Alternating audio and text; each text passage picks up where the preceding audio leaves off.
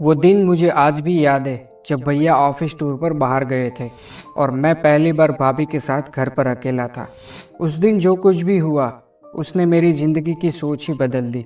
ये सिर्फ एक कहानी नहीं, एक ऐसा एहसास है जो अब भी मेरे दिल में बसा हुआ है। भैया का अचानक ऑफिस टूर लग गया था 5 दिन के लिए। उन्होंने कहा, राज मैं तो निकल रहा हूँ, भाभी का थोड़ा ध्यान रख लेना।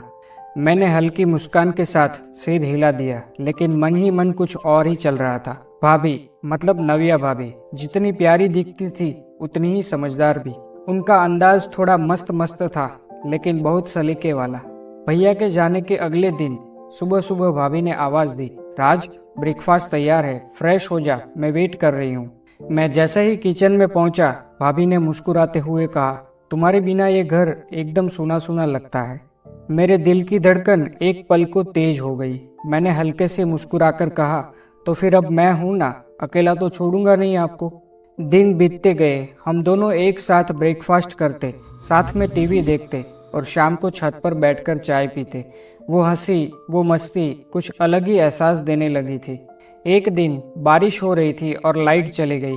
भाभी मोमबत्तियां जला रही थी और मैं उन्हें देख रहा था। उनका गीला सा चेहरा, बालों से टपकी बूंदें और वो नर्म मुस्कान। भाभी ने कहा, कभी कभी लगता है तुम बच्चे नहीं रहे अब। मैंने हंसते हुए जवाब दिया, और आपको कभी कभी लगता है या हमेशा से लगता है? वो थोड़ा शर्मा गई। उस रात पहली बार हम दोनों ने एक दूसरे से कुछ भी कहे बिना बहुत कुछ कह दिया। हमने बस आंखों से बात की और वो चुप्पी भी किसी बात से कम नहीं थी। भाभी ने कहा, कभी कभी दिल करता है कोई ऐसा हो जो सिर्फ मुझे समझे बिना कुछ कहे। मैंने बस धीरे से कहा, मैं समझता हूँ और हमेशा समझूंगा।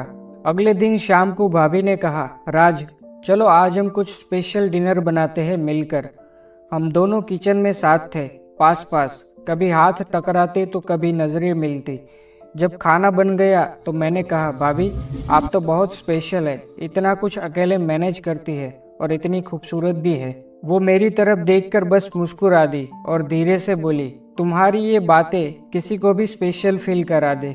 भैया की वापसी का दिन आ गया था। भाभी की आंखों में कुछ अलग ही था, न दुख न खुशी, बस एक गहरी सी खामोशी। मैंने धीरे से कहा, भाभी ये 5 दिन मेरे लिए बहुत खास थे। भाभी ने बस इतना कहा, कुछ रिश्ते नाम से नहीं एहसास से चलते हैं। आज भी जब मैं उस घर की ओर देखता हूँ, वो 5 दिन याद आ जाते हैं। वो चाय की प्याली, वो छत की बातें, वो खामोश शामें, सब कुछ। शायद वो सिर्फ एक इत्तेफाक था, लेकिन मेरे लिए वो जिंदगी का सबसे खूबसूरत हिस्सा था।